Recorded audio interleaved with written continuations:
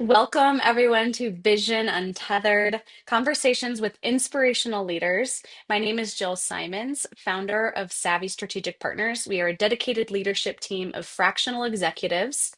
I am so thrilled to introduce my special guest today, Kiera Dent, the dynamic founder of the Dental A Team, a consulting firm dedicated to helping dental practices simplify operations, strengthen leadership, and elevate patient care. With her unique background as both a dental clinician and business owner, Kira brings a powerful blend of insight and business strategy to every practice she partners with. Her and her team have worked with hundreds of practices nationwide to build systems that reduce stress, increase efficiency, and foster long-term success. Kira, I'm so excited to have you here. Thank you, Welcome. Jill. Thank you. I'm so Yeah. excited and honored to be here. It's fun. I love what you're doing out there. I love these kind of conversations. And wow, it's always fun to sit back and hear your own bio. So thanks. It feels a good way to kick off the podcast. Let's hope I deliver up to that. But truly, just honored to be here. Super excited and just love what you're doing Yeah. for all the founders out there like myself. Of just helping us get to that executive level that we need when we maybe aren't quite large enough to bring on all these amazing players full time into our company. So just super jazzed and excited to be here with you Absolutely. today. Yeah, me too. I'm excited to get into it. I don't actually think I know your full story and inspiration behind Dental A Team and your purpose and passion. So let's start there. What Sure. inspired your journey and how does your purpose align with the unique challenges that you face in scaling a business today? Yeah, well, dentistry was never meant to be in my like blood. I just happened to be in high school and saw a really fast path to wearing scrubs. I thought I can be a dental assistant or I can be a nurse. Like, I don't want to learn the whole body. That's disgusting. Mouth I could probably handle. So that's honestly what kicked this off. So it was in high school. It was a random career. And then everybody kind of teases me because my last name is Dent. It's not a stage name. And I make the joke that's real life. I just had to get three fiancés to get that last name. So that was really what got me into it. I love dentistry. It turned out to be a perfect career for me. And so I did it in high school. And then I went to college. And college, I actually did an undergrad in marriage and family therapy. I was planning to be a therapist. And I remember I was interviewing in Oklahoma and for grad school. And I remember sitting in the interview and I was thinking, like, I wonder how that like filling's going. I wonder how that crown prep's going. And I thought, gosh, this is going to be such a weird world. Like, I am trying to like pitch myself to this future college. But I'm thinking about how much fun I had back in the office and how my patients were doing. And so I got a full ride scholarship and I decided to put it on pause. I went to pharmacy school with my husband. And we went out there and we decided we'll put this on pause. We'll see if we can both get into the same school. But I just realized my heart, my soul, my passion is in dentistry. I'd been a dental assistant, a treatment coordinator, a scheduler, a biller, an office manager, all the pieces. And so when Mm, we went to pharmacy school, I decided, you know what? I'm going to call around to all of his schools and I'm going to see if we can get a spouse discount if I work at the college because some schools and man, pharmacy school was not for the faint of heart. So I called around and luckily Arizona, they did. And Jason got accepted to it. So I was like, all right, sights are on. I've always been a little hustler. I'm like, sights are on. I'm going to mhm. get a job at this college. And I just feel truly blessed. So many people tried to get jobs there. All my friends were trying to get jobs there. And I randomly was talking to this lady in the pool at our complex. And she said she has nothing to do with me getting the job there, but I fully believe that Laura had a lot of strings behind the scenes to get me the job at Midwestern in Arizona. Mm, So I got a okay. discount on the tuition, which was great. But I was able to then work at the dental college. And that truly is what kicked off this dental A team consulting company because I worked at the college for 3 years, got the discount. And then while my husband was doing his residency, one of the students actually asked me to come and start a practice with her in Colorado. And I thought, oh my gosh, like good thing I said no to the marriage and family therapy. Like, let's go from dental assistant to practice Mm, owner, 3 years, like, let's do this. So actually helped mhm. start a practice in Colorado. We took our first Okay. office from 500,000 to 2.4 million in 9 months, opened a second location. And I was like hooked on this adrenaline junkie of business ownership. But at the same time, just like we were drinking from a fire hose. My marriage was almost in shambles. I was in shambles. Like I'm 5'8". I was 98 pounds. I was not sleeping. I was up at 2 a.m. staying like up till 10 p.m. Like just, it was an exhausting road, like drain. Everything was falling apart. Mm, And so when I hmm. split from that partnership, I sat there and I remember just sitting. I didn't know what to do. Like I'd lost my marriage practically. I'd lost my identity. I Mm. was like on death row in lots of different facets. And I remember just thinking like, I don't even know who Kiera Dent is anymore. And so I sat there and I was like, well, I'm going to start a consulting company. Like, I love dentistry. If I could help her, I could probably help more people. And I think that this is the fuel of founders, where when we're at rock bottom, we've got to have something that builds us into our next version. And that's what Dental 18 was for me. So, Dental 18, I say, was built from like the ashes of my life. Like, it feels like the phoenix rising for me. And so I Ah. started a company. Like I didn't even know what I was doing, had no background in it. And I went and consulted my friend. And I was like, I just need to Mm. practice on you. I don't even know what I'm doing. And we took his Yeah. practice and we grew it tremendously. He then introduced me to a consultant. Overnight, I had 50 clients. I started like just making things up as I went. And it was really like an overnight success. But I went from like rookie, don't know what I'm doing, to this, I know that I can help practices and I want to serve. And I've got all these dentists that are just like these little babies that are going to get ripped apart in the industry. There's got to Yeah. be a way. And Hmm. so it's always said, Hmm. like, I always said, I wanted to positively impact the world of dentistry in the greatest way possible. And that's what I've said since day one. That's how it is. And now I realize that life is my passion, dentistry is my platform, but changing people's lives, helping them live their best lives. And it's wild that we're even talking, Jill, because what you do for me in my business is what I do for dentists. And so it's this weird annoyance to me that I'm like, I can be a Yeah. miracle grow and I can grow dental practices and it can be so fun. But yeah, I have no idea how to do that in a corporate world. And so learning it and evolving, and that's actually how you and I even got together, was Hmm. I needed someone, but not a consultant. I was like, listen, I know what consultants do. I am a consultant. Like Right. I need someone with me. So that's how we got Yeah. here. And that's how my passion's been. And I don't get to wear Ah. scrubs. That's the only bummer. Like the whole story started with scrubs and now I I got to mean, like you wear dress can clothes. if you really want to. uh, You can make some really stylish scrubs as part of I the mean, attire. I would love to, but I do joke. I'm like, I took my marriage and family therapy background, tethered it with my passion of dentistry, and created a company Mhm. from like just true passion and love. But oh man, it's just been I think it's good we don't know the end from the beginning. So many people want to know that. Yeah. I don't think knowing what I know now, I would have ever started. But I think I Hmm. needed that as a person to build, to execute. And I think that that's how founders are. We're just meant to build, we're meant to create, we're meant Yeah. to be these creators. And so to build something that's just been magical and changed so many lives, like, gosh, the joy it's brought me has been like a hundredfold Yeah. beyond anything I could have imagined. Oh, beautiful story. And yeah, quite funny too, the path and steps that you took to get here. But way to listen. I mean, just listen to your intuition. Yeah. And it sounds like you have some of those key core memories along the way of like your thought process sitting in scenarios where you're like, wait, is this me? Is this even what I want? And Yeah. acting on it, and taking that initiative and to where it's got you. That's a beautiful story. Thank you. Yeah, can you share a specific experience from this where you have felt trapped by your business? Every day, And Jill.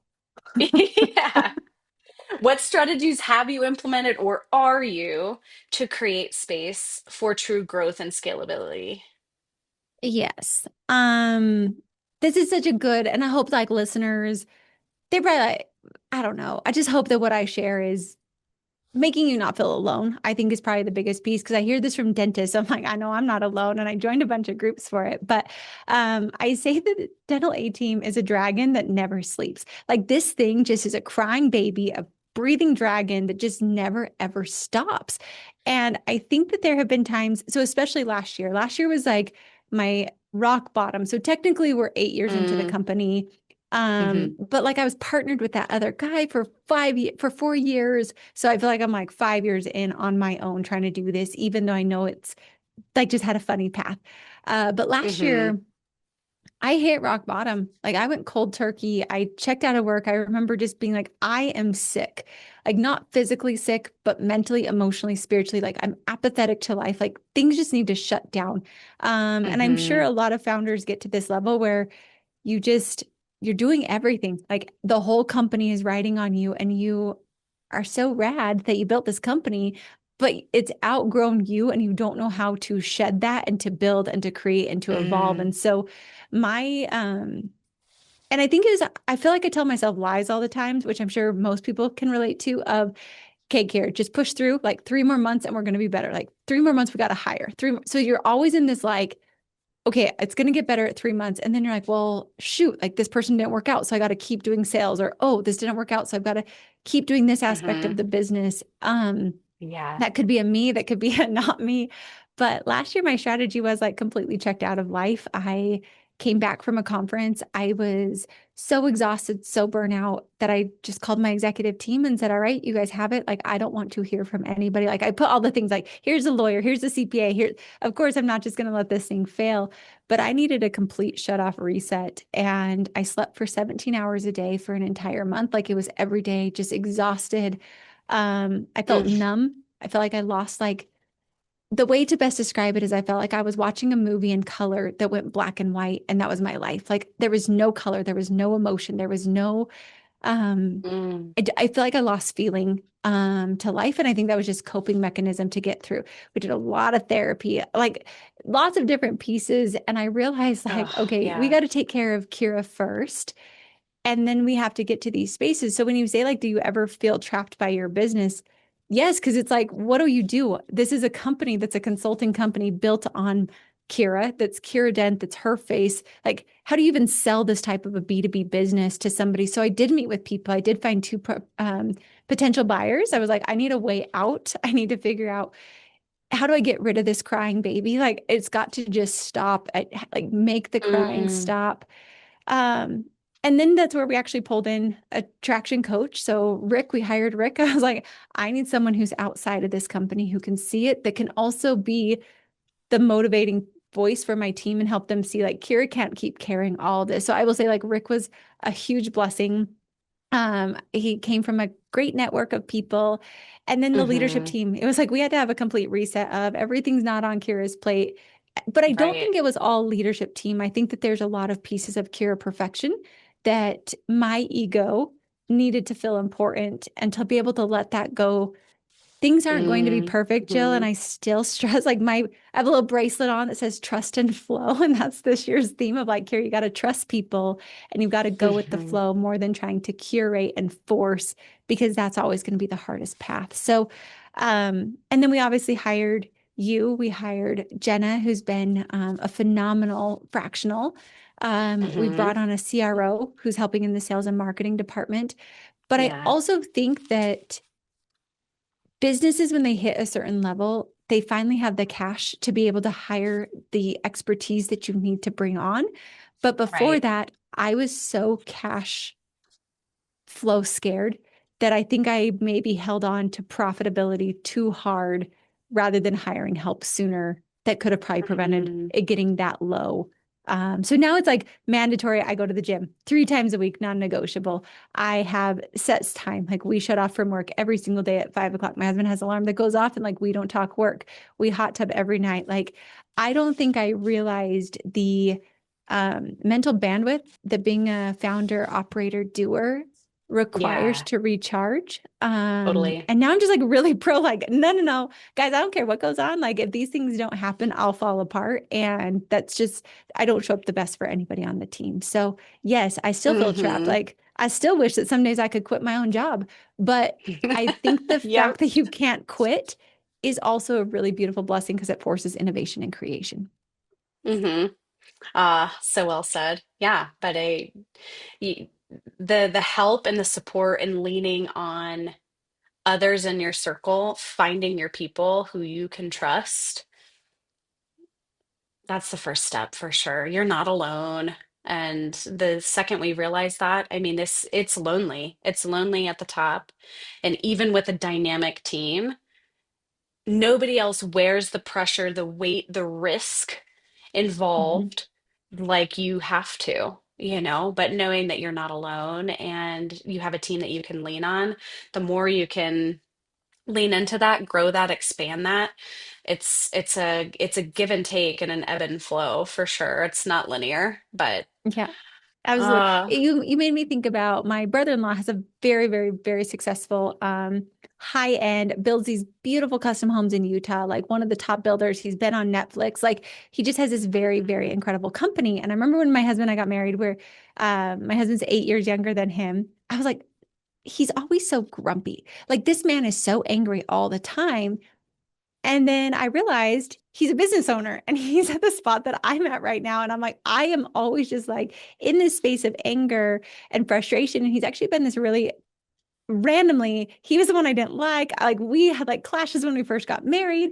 I feel like I understand mm, him on an entirely different level now. And I'm like, I get it. Like I see why you were the way you were. Like it makes so much more sense to me. But he told me, he said, Kiera, the day you become free is the day that you stop caring so much about like, and the day you realize that nobody can take anything from you. Like that is such a freeing moment. So if you do get sued, or if you have a teammate that like writes, like last year, it was like we got reviews galore, and it's crazy. You can't take those down, because if you are a CEO executive, you are no longer mhm, a human, and that doesn't matter. And I think just like the bullets, we had like a pending lawsuit, we had people writing awful things about me. Like it just felt like it was just this tumultuous tumbleweed. But I think you mhm. go through that and you do build that I don't want to say it's a calloused soul, because for me, I feel like becoming angry or Yeah. bitter is never going to serve. I think it's an internal knowing that you have the confidence and the certainty in yourself that no matter what Mhm. bullets come your way, you are capable of solving anything and everything that comes. And I think when you can Yeah. navigate enough storms to have that confidence, I think there is so much more freedom in there. And I just think about him. He's so much happier, but he's like, I'm not reliant on anybody for my happiness. No one can take anything away from Mhm. me, and I'm not dependent on anybody for like this success. And I think that it's a certainty.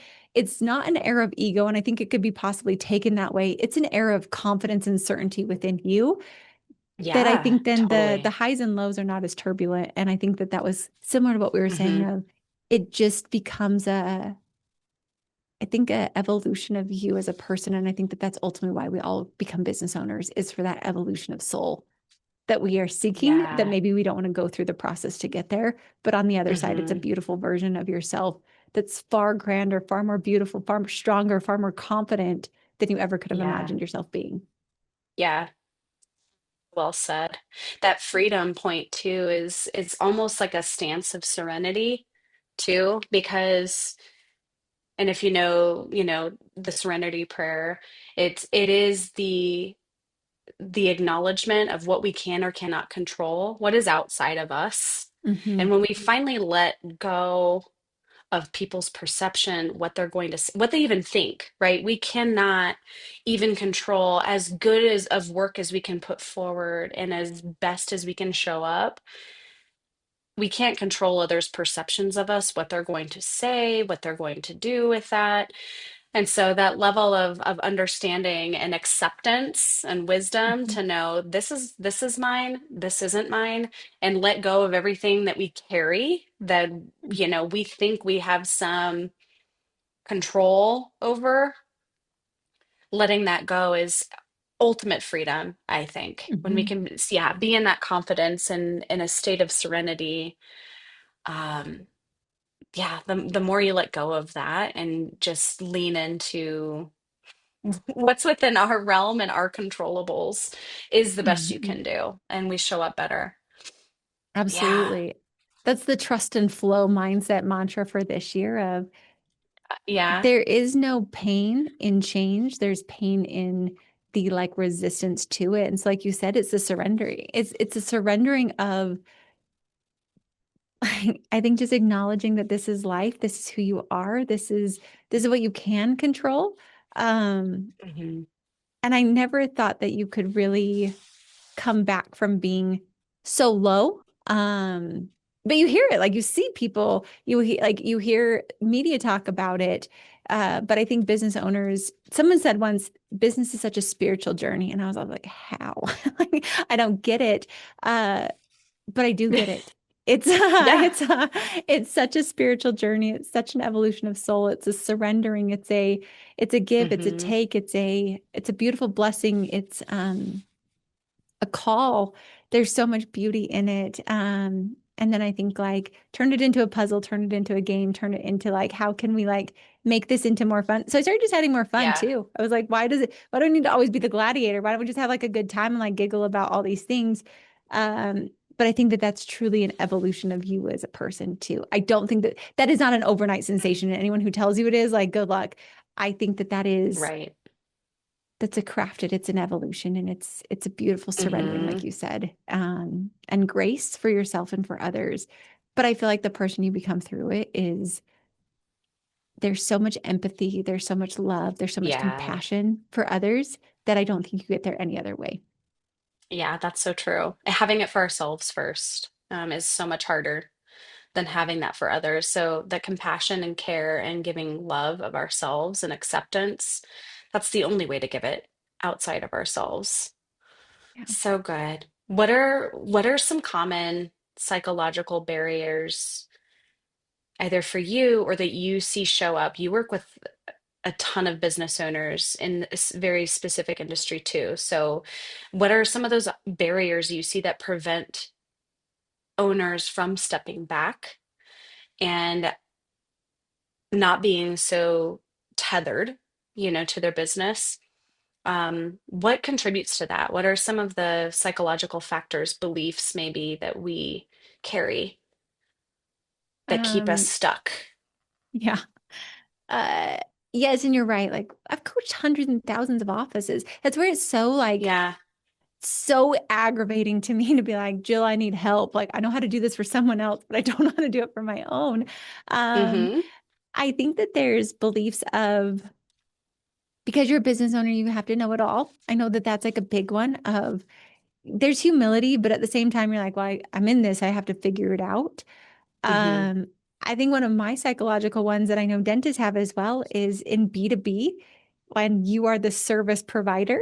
It's a psychological belief of if you are the product and you step back, how does your Mm-hmm. business continue? And it's odd because as random as it is, I was able to give up consulting much faster and delegate that, which is shocking to me. I think about it often like you give that up, but you don't give up sales and marketing and reputation. Like it's fascinating to me that I'm like the biggest portion of it. And like dentists, they'll hire an associate dentist. But to me, I think those Mm-hmm. are possibly easier skill sets because I have that skill set that I know I can look for it and I can train that and I can evolve it versus like sales and Right. marketing in different places. Like I don't know. So I'm trying Mm-hmm. to figure it out. How am I supposed to coach this up? So I think those keep us stuck. I think there's Mm-hmm. a, I think there's a, I don't know. I don't know what it is. I feel like it's societal. Um, but I think I'm this like Yeah. asking for help or I don't know. Is this weird? Like for me, I feel like I'm a very high capable human. Like we were talking the other day, and it was, oh, on client escalations, like it's either the CEO, the salesperson, or the consultant, whoever knows them best. And I was like, cool, I'm a trifecta. Like, no wonder I'm good at this. Like, I'm the CEO, I am the Mm-hmm. salesperson, and I am a consultant. That I think Mm-hmm. that there's sometimes this weird because I'm so high functioning and so capable that I should be able to do this and I should be able to continue carrying all these Yeah. pieces. Why am I tired? Like, get it together, girl, and just like keep moving on. I think that keeps you so bound in. And then, truly, when I even say that out loud, I'm like, it's just your ego screaming at you, wanting you to feel important. And if you step back at all, I know when I think about stepping back, a lot of my team is the same age as me too. And I sometimes feel very awkward about like, so I'm going to have a CEO lifestyle Mm. and not be 8 to 5 with you guys because the business never stops crying. But it's this weird, like Mm. sometimes I also think I'm tethered, and a lot of my doctors are because like same age, same demographic, like you feel so similar and so close Mm-hmm. that it's almost like, why are There's you like a better than them? guilt. It's so awkward. Yeah. I hate it. Like you can even see I'm like playing with my hair more than I should be. Like that's the stress of like I know what I need to be doing, but I feel like I need to be Mm. sitting at the table with them every day and in the trenches with them. But they're not Yeah. sitting up on the hill looking down the line but you feel like you've got to do both. And it's this weird, like I said, I don't know if it's societal, I don't know if it's female, I don't know if it's ego. I think it's probably a combination of all, but those are Yeah. psychological traps. And when I see it in a client, I'm like, all right, great, you need to delegate and we need to like take these things off your plate. But I think when you're a founder living through it or the business owner, I think Yeah. sometimes it's very hard to even see that ego showing up around you or see where you should let go of things. And then I think it's a lack of trust. Like I've delegated so many of these things Hmm. out. We've hired, like, we have paid, last year was a $300,000 oops. And I hired really great people, but like it just didn't pan. So I think then there's also that like, well, how much do you want to throw at this problem to make it go away versus just continuing to Mm. carry the torch? So it's like this ball and chain. You get out of it and then you get back Yeah. in it. It's like this weird, awkward relationship with yourself and your business that I think is Yeah. slightly toxic, but also very addicting, Hmm. which is probably why it's so toxic on certain levels. So those are mine. I know that was like a very Yeah. jumbled thought, but those I think are some of the psychological ones that I've seen personally and professionally that keep people Yeah. very tethered. But I will say, if I Yeah. like boil it down, it's always ego, um, Hmm. always that keeps us tied in. Because who are we if Yeah. we don't have all this busyness badge? Um, Yep. I think that feels like a deep, hollow, dark hole for me anytime I think about it. So I know that I haven't quite Mm. grown enough to see that there's a path Hmm. out. Sure. That I think is also maturity and letting go of the ego. Absolutely. Well, and it's so common. It's really what I kind of boil down oftentimes to founders guilt, owners guilt, right? You're the hero in a lot of situations or can come in and swoop in and help. And there's an identity crisis piece of it Hmm. too, that ego that's like, well, if I'm not still holding this, who am I, for Hmm. one?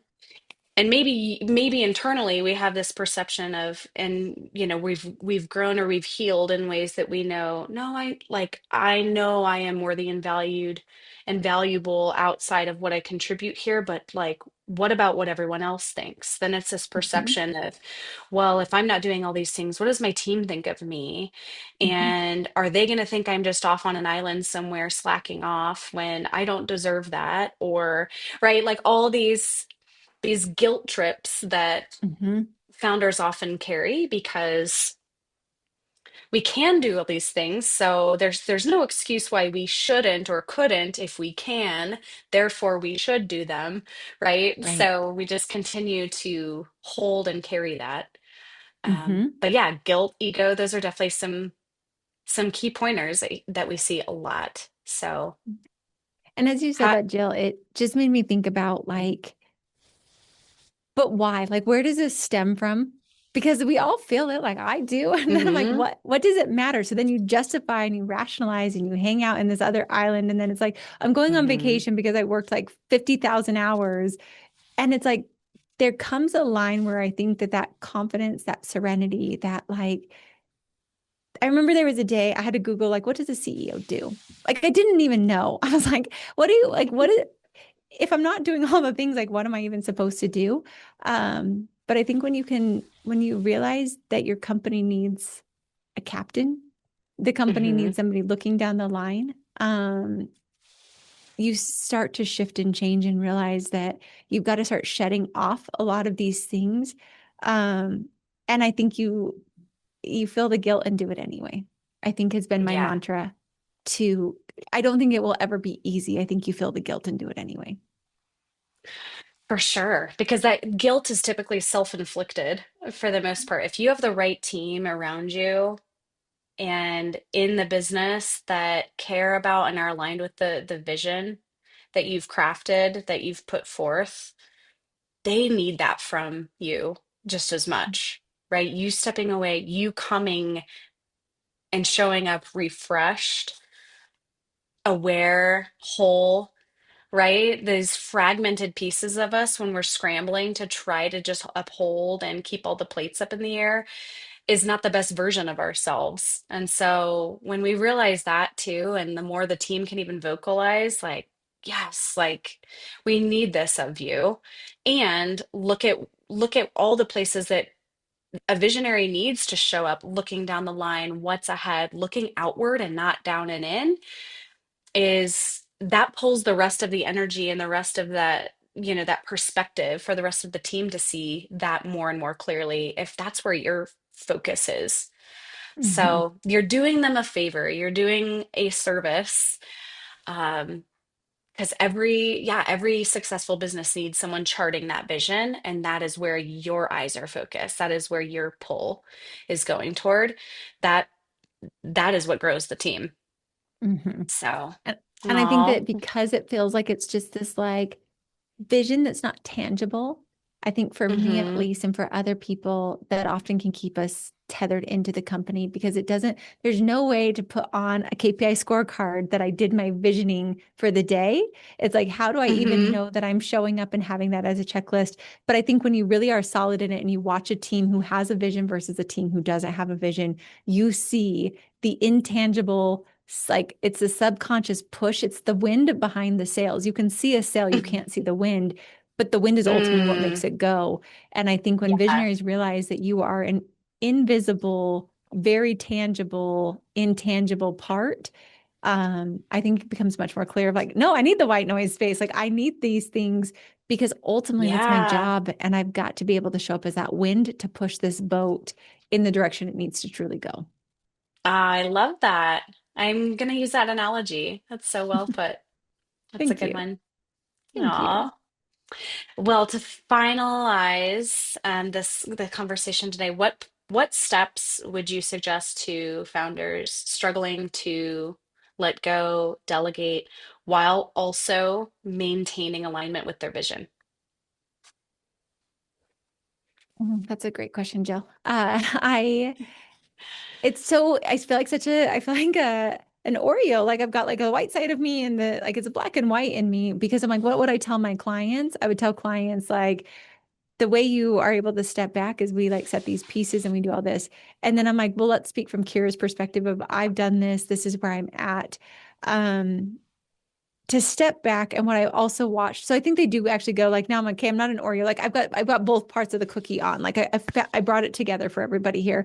I think both Yeah. sides, my side and client side would be I think having a vision for yourself. When I got crystal clear of where I really Mm, wanted to go personally and professionally in the next 1, 3, 10 years, like I grabbed a big sticky pad, it was written out, and I stick it in front of me every single day. So I'm looking at that became a lot more clear. My decisions became much cleaner. So I think it would even tie to the book mm, like 10x is easier than 2x.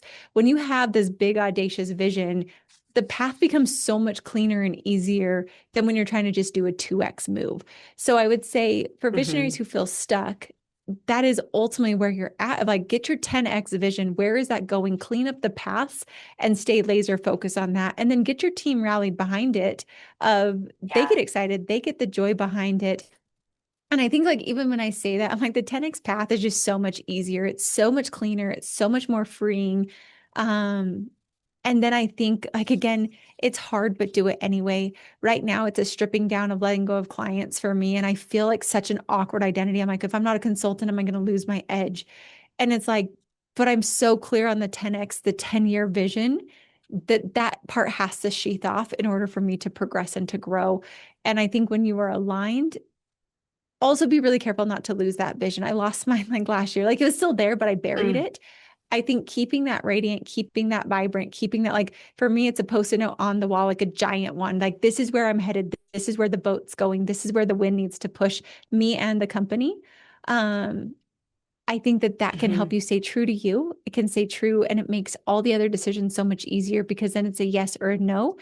And if you can get that black and white crystal clear, and then truly trust and empower your team. That to me is like, I recognize it's a let go of control, it's a surrender, like we discussed earlier, and belief in your team that they're going to crush it. And if these aren't the right mm, people, right seat, you're going to find them, you're going to grow, you're going to evolve. But the 10x vision is a non negotiable. But it's a 10x vision that makes you happy, fulfilled, and not like exhausted, worn out at the end of the finish line. yeah. I think I used to feel it was a muscle through rather than a joyous journey. That 10x vision needs to be joyous journey. And who am I at the vibrant self at the end of it? I'm not going to Mm, muscle through anymore. I'm going to gracefully navigate. So I've got energy for me, energy for team, energy for family. Because I think if we're not thriving in our businesses, we might as well just go get a job from someone else. You don't want to have a worse Hmm. job with you as the boss than you would somewhere else. So hopefully that, but I think it's just crystal Mm, clear on where you're beautifully going said. and enjoy Yeah. that.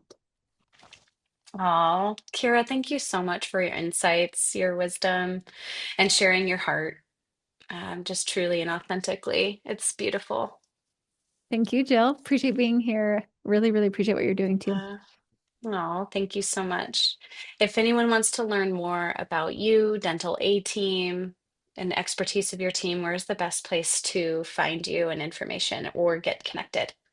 Yeah, we have a podcast, the Dental Team podcast. So come on over. We'd love to have you there. Tips for Yeah. teams and for owners. And then also hello at the or online, like social. We're on Instagram. Dental Team would be great. But yeah, love Hmm. to just share, inspire, help because I believe like all of us succeeding together is what this journey is about, but succeeding and being fulfilled. It's not life should be fun. Owning a business should be fun. It does not need to be hard. Hmm. So let's make it easy and fun together. Oh, I love that. Well, thank you everyone for listening. Kira, thank you again for being here, and we'll see everyone next time.